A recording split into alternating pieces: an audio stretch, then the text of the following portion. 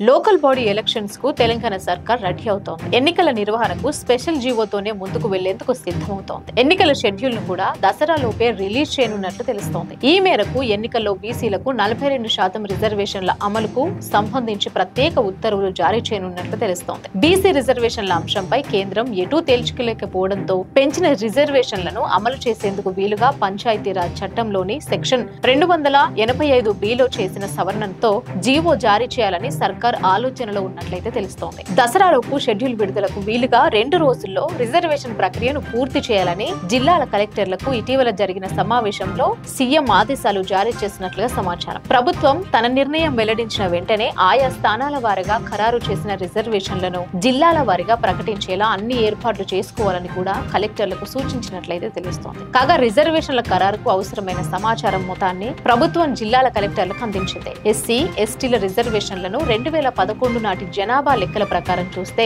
BC రిజర్వేషన్లను కాంగ్రెస్ ప్రభుత్వం ఏర్పాటైన తర్వాత 2024లో నిర్వహించిన కులగణన వివరాల ప్రకారం ఖరారు చేయాలని కలెక్టర్లకు సూచించింది. ఈ వివరాలన్నింటినీ కలెక్టర్లు సోమవారం నిర్వహించే సమావేశంలో క్షేత్రస్థాయి అధికారులకు అందించి రిజర్వేషన్లను ఖరారు చేయాలని సూచించనున్నారు. కాగా స్థానిక సంస్థల అంశంపై సీఎం రేవంత్ రెడ్డి 1-2 రోజుల్లో కీలక సమావేశాన్ని నిర్వహించనున్నట్లయితే తెలుస్తోంది. ఆ సమావేశంలో ఎన్నికల నిర్వహణ విషయంపై స్పష్టత వచ్చే అవకాశం అయితే ఉంది. ఈ ప్రక్రియ పూర్తయితే స్థానిక ఎన్నికల నిర్వహణకు మార్గం సుగమమవుతోంది. ఇటీవల రాష్ట్ర ప్రభుత్వం కొన్ని గ్రామాలను మున్సిపాలిటీల్లో విలీనం చేసింది. తాజా వివరాల ప్రకారం రాష్ట్రంలో మొత్తం 12,760 గ్రామ పంచాయతీలు, 565 మండలాలు, 31 జిల్లాలున్నాయి. 1,12,534 మంది వార్డు సభ్యులు ఉండగా 5,763 ఎంపీటీసీలు, 565 మండల ప్రజా పరిషత్లు, 31 జిల్లాల ప్రజా పరిషత్లు ఉన్నాయి. వీటి ప్రకారం రిజర్వేషన్లను ఖరారు చేయనున్నారు.